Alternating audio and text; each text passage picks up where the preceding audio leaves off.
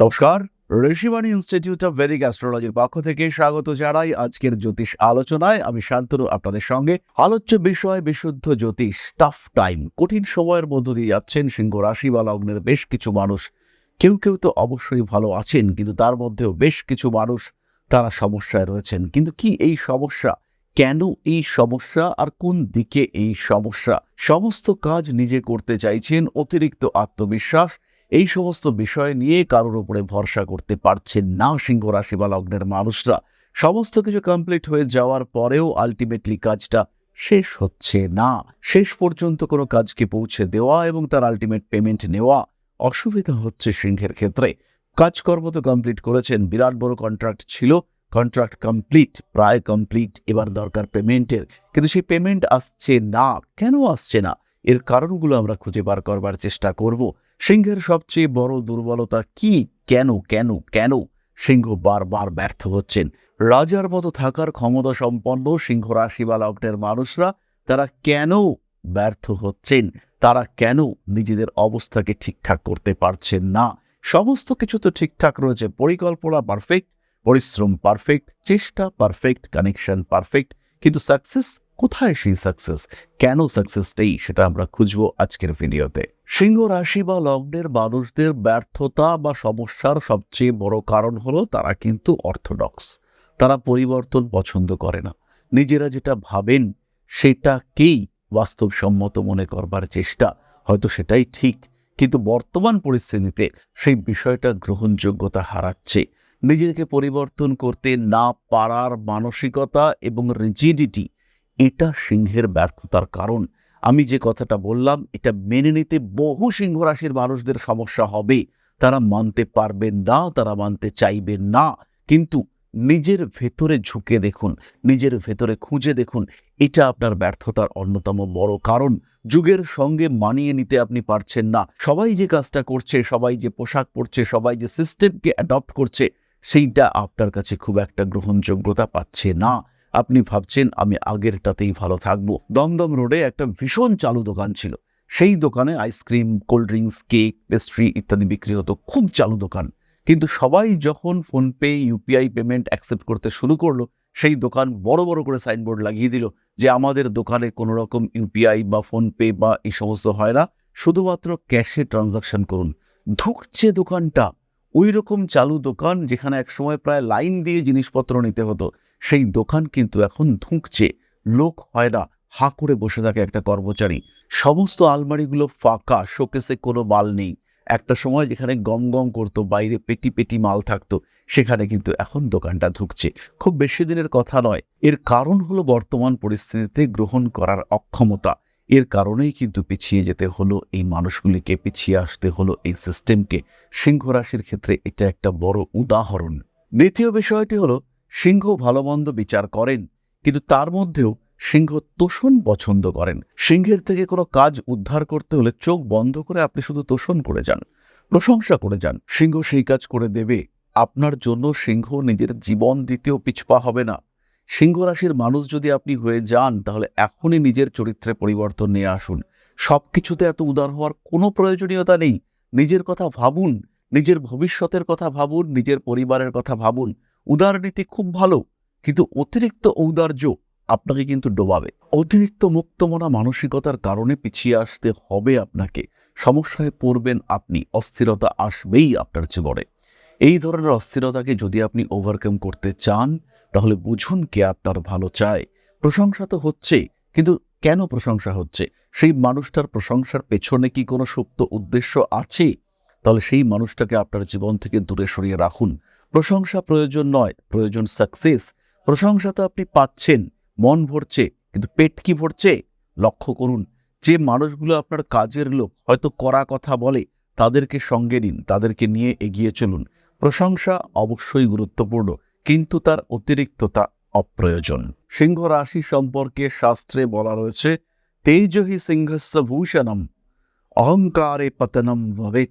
অর্থাৎ তেজ, ক্রোধ সিংহের অলংকার, এটাই সিংহের সম্পদ। কিন্তু এর মধ্যে যদি অহংকার আসে, সেটাই সিংহের পতনের কারণ। পরবর্তী বিষয়টি হলো এথিক্স এবং নীতিবোধ। সিংহ রাশি বা লগ্নের মানুষ জন্মগতভাবেই লিডার, তিনি নেতৃত্ব করবার ক্ষমতা সম্পন্ন, তিনি নেতা। কিন্তু তিনি সেই নেতৃত্বের সুযোগ যদি না পেয়ে থাকেন বা নেতৃত্বের সুযোগ পেয়েও সিস্টেম যদি তার এথিক্সের সঙ্গে না ম্যাচ করে, তিনি কিন্তু সেখান থেকে হট করে নিজেকে উইথড্র করে নেন। কোনো কোনো ক্ষেত্রে আমরা দেখতে পাই যে বিভিন্ন রাজনৈতিক নেতা, তাদের মতাদর্শ সঠিক, তারা সঠিক জায়গায় রয়েছেন, অবশ্যই তারা প্রলোভনযুক্ত নন, বাংলায় যদি আমরা বলতে চাই তারা ধান্দাবাজ নন, কিন্তু তারা কোনো একটা রাজনৈতিক দলের সঙ্গে সম্পর্ক কন্টিনিউ করতে পারছেন না। পদ পেলেন, কাজ করলেন, কিন্তু সেখানে কন্টিনিউটি রাখতে পারলেন না, পিছিয়ে আসতে হলো, পিছিয়ে আসতে তারা বাধ্য হলেন এবং বেশ ভালো জায়গা থেকে তাদেরকে পিছিয়ে আসতে হলো। এটা সিংহের ক্ষেত্রে দেখতে পাওয়া যায়। সিংহ প্রথমে নিজের মতো করে এনভায়রনমেন্ট ক্রিয়েট করবার চেষ্টা করেন, কিন্তু যখন সেই এনভায়রনমেন্ট নিজের মতো করে হয় না, নিজের এথিক্সের সঙ্গে ম্যাচ করে না, তখন কিন্তু সিংহ সেখান থেকে নিজেকে উইথড্র করেন, সিংহ সেখান থেকে রিটায়ার করে বেরিয়ে চলে আসেন। আর এটা আমরা বারবার সিংহ রাশি বা লগ্নের মানুষদের ক্ষেত্রে দেখতে পাই এবং পাচ্ছি। কোনো কোনো সময় যে ব্যক্তি আপনার প্রশংসা করছে সেই ব্যক্তির উপরে আপনি চোখ বন্ধ করে ভরসা করছেন, এটাও সিংহের জন্য একটা সমস্যা ডেকে নিয়ে আসে। একটু লজিক্যাল হয়ে উঠতে হবে, আধুনিকতাকে গ্রহণ করতে হবে। প্রশংসা যদি আপনি না পান, তাহলেও নিজের কাজকে কন্টিনিউ করতে হবে, মেনে নিতে হবে যে এই সিস্টেম সেটা সম্পূর্ণ আমার মতো নাও চলতে পারে এবং তার সঙ্গে সঙ্গে বর্তমান পরিস্থিতি যেদিকে যাচ্ছে সেটাকে গ্রহণ করবার মানসিকতা রাখতে হবে, বিজ্ঞাপনের উপরে ভরসা রাখতে হবে এবং তার সঙ্গে সঙ্গে অতিরিক্ত কার্মিক জীবন সেখান থেকেও বেরিয়ে আসতে হবে, আর একটু বেশি রোমান্টিক হতে হবে। সিংহ রাশি বা লগ্নের মানুষদের প্রয়োজন হলে সাইকোলজিক্যাল কাউন্সেলিং করা যেতে পারে এবং নিজের মানসিকতার কিছু পরিবর্তন আপনার জীবনকে প্রচুর পরিবর্তনের দিকে এগিয়ে নিয়ে যেতে পারে। তার সঙ্গে সঙ্গে কয়েকটি বিষয় খেয়াল রাখতে হবে। জন্মকুণ্ডলিতে রবি দুর্বল, সাকসেসফুল হওয়া মুশকিল আছে। রবি অষ্টমগত, শত্রু আপনার সঙ্গে সঙ্গে ঘুরছে, আপনি এগোতে চাইলেই সেই শত্রুরা কোনো না কোনোভাবে আপনাকে ব্যালেন্স করে পিছিয়ে নিয়ে আসবে। আপনি চেষ্টা করছেন লড়াই করবার, আপনি চেষ্টা করছেন এগিয়ে যাওয়ার, কিন্তু আলটিমেটলি আপনার সেই চেষ্টা সাকসেসফুল হচ্ছে না, পিছিয়ে আসতে হচ্ছে আপনাকে, ডিস্টারবেন্সেস আপনাকে ফেস করতে হচ্ছে, বাধা বিপত্তি আপনাকে ফেস করতে হবেই, কারণে অকারণে লোন হয়ে যাবে। লগ্নের উপরে রাহুর দৃষ্টি, আপনার ক্ষতিকারক শত্রুরা আপনার সঙ্গে সঙ্গেই রয়েছে, তার সঙ্গে সঙ্গে আপনার সিদ্ধান্ত গ্রহণে কিছু কিছু ক্ষেত্রে সত্যিই অক্ষমতা রয়েছে। লগ্নের উপরে রাহুর দৃষ্টি, সাইনাস, মাইগ্রেনে ভুগছেন সিংহ রাশি বা লগ্নের মানুষরা। পড়াশোনার ক্ষেত্রে প্রপার ডিসিশনের অভাব রয়েছে, কোনো কোনো সময় প্রচণ্ড আত্মবিশ্বাসী, আবার কোনো কোনো সময় একদম আত্মবিশ্বাস হারিয়ে ফেলছেন। কি হচ্ছে আপনার সাথে বুঝে উঠতে পারছেন না, আরো পিছিয়ে পড়ছেন, ক্রমাগত পিছিয়ে আসতে বাধ্য হচ্ছেন আপনি। এর কারণ আপনার জন্মকুণ্ডলিতে রাহু ধীরে ধীরে বলবান হচ্ছে। সিংহ রাশি সিংহ লগ্নের মানুষদের ক্ষেত্রে জন্মকুণ্ডলিতে বৃহস্পতি পীড়িত রয়েছে। কখনোই আপনি কিন্তু সঠিক বন্ধু, সঠিক গুরু, সঠিক শিক্ষক পাচ্ছেন না। কার মতো করে চলবেন, কে আপনাকে গাইড করবে, ফলে পুরোটাই নিজেকে সিদ্ধান্ত নিতে হচ্ছে। বহু সময় আমরা দেখতে পাই সিংহ রাশি বা লগ্নের মানুষদের জন্মকুণ্ডলিতে যদি বৃহস্পতি দুর্বল থাকে, তাহলে তাকে কন্টিনিউয়াসলি নিজেকেই স্ট্রাগল করতে হচ্ছে। জন্ম থেকে সেই মানুষটা স্ট্রাগল করে চলেছেন। এটা ঘটে সিংহের ক্ষেত্রে এবং সেই স্ট্রাগল করতে করতে নিজেকে নিজের মতো করে শিক্ষিত করে তুলেছেন সিংহ। আলটিমেটলি সেই শিক্ষা হয়তো সঠিক নয়, কিন্তু তাহলেও সেই মত, সেই সিস্টেম, সেখান থেকে সিংহ কিন্তু আর বেরোতে পারছেন না। ফলে বেশ কিছু সমস্যা সিংহকে ফেস করতে হচ্ছে, ব্যর্থতা আসছে এবং সেই ব্যর্থতা সিংহকে বারবার পিছিয়ে দিচ্ছে। সুতরাং সিংহ রাশি বা তার 3 নক্ষত্রের জাতক জাতিকা, তাদের জীবনে ব্যর্থতার উৎস, ধাক্কা, সমস্যা কোন দিক থেকে আসতে পারে তার একটা সাধারণ ধারণা আমরা প্রাপ্ত হলাম। কনফিডেন্স বাড়ান, আরও বাড়ান, পরিবর্তনশীল পরিস্থিতিতে মানিয়ে নেওয়ার ক্ষমতা সেটাকেও আরেকটু বাড়িয়ে নেওয়ার চেষ্টা করুন। প্রচুর পড়াশুনো করুন, সিনেমা দেখুন, নিজের মনকে উৎফুল্ল রাখার চেষ্টা করুন। যে বিষয়গুলো আপনার মন সত্যি সত্যিই মানছে না, সেগুলো করবেন না, কিন্তু তার পেছনে লজিকটা কি, কেন মানছে না, সেটা হচ্ছে গিয়ে একটু ভাবার চেষ্টা করুন। সেই ক্ষেত্রে কিন্তু আপনার অগ্রগতি বা উন্নতি অনেকটাই বেশি হতে দেখতে পাওয়া যাবে। নিজের মনের শান্তির জন্য আধ্যাত্মিক বইপত্র পাঠ করুন, সেখানেও কিন্তু আপনি উন্নতি দেখতে পাবেন, ডেভেলপমেন্ট দেখতে পাবেন। নিজেকে হ্যাপি রাখার চেষ্টা করুন। গান শুনুন সিংহ রাশি বা লগ্নের মানুষরা। সিংহ রাশির মানুষদের ক্ষেত্রে আমি দেখেছি একটু ম্যাচিউরড বিহেভিয়ার দেখতে পাওয়া যায়। ওরকমটাকে মাঝে মাঝে বাদ দিন, একটু চাইল্ডিশ বিহেভিয়ার অ্যাকসেপ্ট করুন, ভালো থাকবেন আপনি, অসুবিধার কোনো জায়গা কিন্তু নেই। তাহলে এবার আমরা চলে আসবো আলোচনার পরবর্তী পর্যায়ে, অর্থাৎ আপনাদের প্রশ্নে জ্যোতিষের উত্তর। তবে তার আগে একটি ছোট্ট বিষয় আপনাদের সঙ্গে শেয়ার করব। জ্যোতিষশাস্ত্র, অ্যাস্ট্রোলজি, যা আপনার জীবনকে পাল্টাতে পারে। জ্যোতিষশাস্ত্রের উপর নির্ভরশীল হয়ে বা জ্যোতিষশাস্ত্রকে গ্রহণ করে আপনি আপনার জীবন বদলাতে পারেন। একে গ্রহণ করতে পারেন মূল পেশা হিসেবে, একে গ্রহণ করতে পারেন সাহায্যকারী পেশা হিসেবে। বহু মানুষের বর্তমান যুগে একটা সেকেন্ডারি প্রফেশনের প্রয়োজন রয়েছে। বাড়িতে বসে রয়েছেন একদম গৃহবধূ বা এই মুহূর্তে ছাত্র বা ছাত্রী, সেই ক্ষেত্রে আপনি জ্যোতিষ শিক্ষায় শিক্ষিত হতে পারেন। অতি অল্প সময়ে এই শিক্ষায় নিজেকে শিক্ষিত করে তুলতে পারেন এবং এটা হয়ে উঠতে পারে আপনার ভবিষ্যৎ কর্মজীবনের অন্যতম প্রধান পাথেয়। ভারতবর্ষের প্রাচীন কৃষ্টি এই জ্যোতিষশাস্ত্রের উপরে ভরসা রেখে আপনি নিজের জীবনকে আরও বিকশিত করে তুলতে পারেন। শুধুমাত্র পেশা হিসেবে নয়, মান সম্মান যশ অর্থ প্রত্যেকটি বিষয় প্রাপ্তির মাধ্যম হিসেবে আপনি ব্যবহার করতে পারেন জ্যোতিষশাস্ত্রকে। মনের মধ্যে প্রশ্ন জাগছে, কোথায় শিখবেন, কিভাবে শিখবেন? ঋষিবাণী এবার নিয়ে এসেছে আপনাদের জন্য একটা কোর্স, মাত্র 2499 টাকায় সম্পূর্ণ জ্যোতিষ শিক্ষা ব্যবস্থা নিয়ে এসেছে ঋষিবাণী। প্রেডিক্টিভ অ্যাস্ট্রোলজি, হোরাশাস্ত্র, যার মাধ্যমে আমরা জ্যোতিষ বিচার করতে পারি। জ্যোতিষ বিচারের একদম জিরো লেভেল থেকে অ্যাডভান্স লেভেল পর্যন্ত ধাপে ধাপে প্রেডিকশন, সম্পূর্ণ ভিডিও ক্লাসের মাধ্যমে আপনি জানতে পারবেন, ধাপে ধাপে শিখতে পারবেন। জ্যোতিষকে যারা ভালোবাসেন এবং নিজের মতো করে যারা জ্যোতিষ শিখতে চাইছেন, নিজের সময় মতো নিজের সুবিধে মতো অল্প অল্প করে বুঝে নিজের কোয়ালিটি অনুযায়ী নিজের শিখন ক্ষমতা অনুযায়ী যারা জ্যোতিষ শিখতে চাইছেন, যারা চাইছেন এমন একটা পাঠ্যক্রম যেটা আপনার জন্য তৈরি এবং সেই পাঠ্যক্রমে আপনি আপনার মতো করে শিখতে পারবেন, তাদের জন্য এই কোর্সটি। মাত্র 2499 টাকায় সম্পূর্ণ 2 বছরের জ্যোতিষ শিক্ষা ব্যবস্থা এটি আপনাদের জন্য নিয়ে এসেছে ঋষিবাণী পরিবার। বহু মানুষ রয়েছেন যারা জ্যোতিষ শিখেছেন, জ্যোতিষকে ভালোবাসেন, কিন্তু প্রেডিকশন করতে পারেন না। বেশ কিছু মানুষ রয়েছেন তারা প্রেডিকশন করতে পারেন কিন্তু আলটিমেটলি রেমেডি সিলেকশন করতে পারেন না। এই প্রত্যেকটা মানুষের প্রত্যেকটা সমস্যার সমাধান নিয়ে রয়েছে পুঙ্খানুপুঙ্খ এই কোর্স। আমাদের সম্পূর্ণ জ্ঞান, তার প্রকাশ এবং প্রতিফলন এই জ্যোতিষ কোর্সে রয়েছে।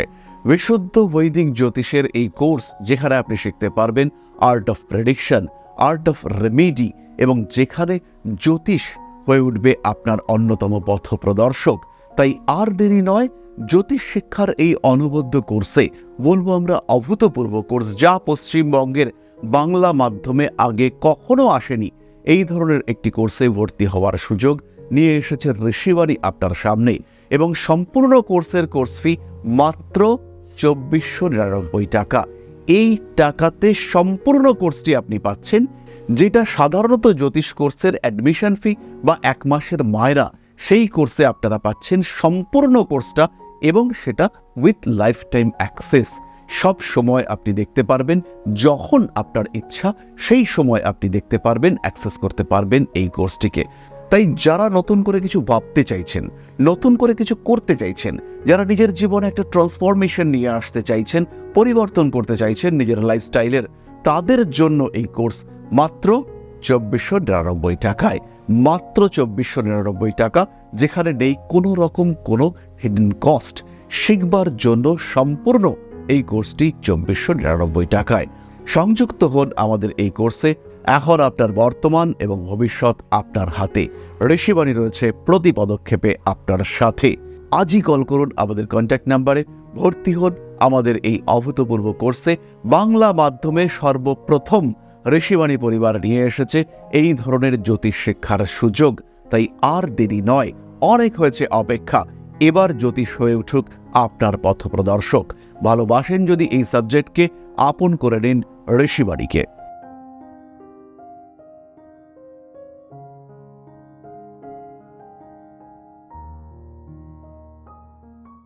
তাহলে এবার আমরা চলে আসি আপনাদের প্রশ্নে। বাংলাদেশ থেকে প্রশ্ন করেছেন 23/2/2003, রবিবার ছিল ওই দিন, রাত 11টা থেকে 3টে আনুমানিক, অর্থাৎ 24 তারিখ পড়ে গিয়েছিল। দাদা আমাকে প্লিজ জানাইয়েন আবার কি রাশি, আমি অপেক্ষা করছি। স্থান ঢাকা, বাংলাদেশ। আপনিও কিন্তু আপনার নাম লেখেননি, কিন্তু প্রশ্নটা শুনে আপনি বুঝতে পারবেন কে প্রশ্ন করেছেন। আপনার এই জন্মকুণ্ডলী অনুযায়ী লগ্ন আইডেন্টিফাই করা মুশকিল, তবে মোটামুটি যদি আমরা 2টো বা তার আশেপাশে টাইমটাকে ধরি তাহলে আপনার বৃশ্চিক লগ্ন। কিন্তু যদি 2টোর পর থেকে 3টের দিকে চলে যায় তাহলে কিন্তু আপনার লগ্ন হবে ধনু। সেই ক্ষেত্রে চারিত্রিক বৈশিষ্ট্যগুলো ম্যাচ করিয়ে নিতে হবে। চন্দ্র মানে আপনার জন্ম রাশি অবশ্যই বৃশ্চিক। চন্দ্রের সঙ্গে কেতুর কম্বিনেশন নিয়ে আসবে কিছু হতাশা, কিছু ডিপ্রেশন, কিছু ফ্রাস্ট্রেশন। চন্দ্র নিচস্থ, কেতু তিনি কিন্তু আবার উচ্চস্থ, ফলে আপনার উপরে কেতুর প্রভাব এটা কিন্তু ভীষণ বেশি মাত্রায় রয়েছে। তাই প্রত্যেকটি কাজকর্মের ক্ষেত্রে একটু সিস্টেমেটিক হতে হবে আপনাকে। প্রত্যেকটি কাজের জন্য প্রপার পরিকল্পনা করতে হবে। ব্যর্থতা আসলেও তাকে নিয়ে বেশিক্ষণ সময় দেওয়া এটা যাবে না। আপনার জন্য রইল প্রচুর শুভকামনা, সবার জন্য রইল শুভকামনা। খুব ভালো থাকুন, সুস্থ থাকুন। মা শ্রী শ্রী আদিশক্তির পূর্ণ আশীর্বাদ বর্ষিত হোক আপনাদের উপর। সমৃদ্ধ, আরো সমৃদ্ধ হয়ে উঠুক আপনাদের প্রত্যেকের জীবন। জয় মা আদিশক্তি। নমস্কার।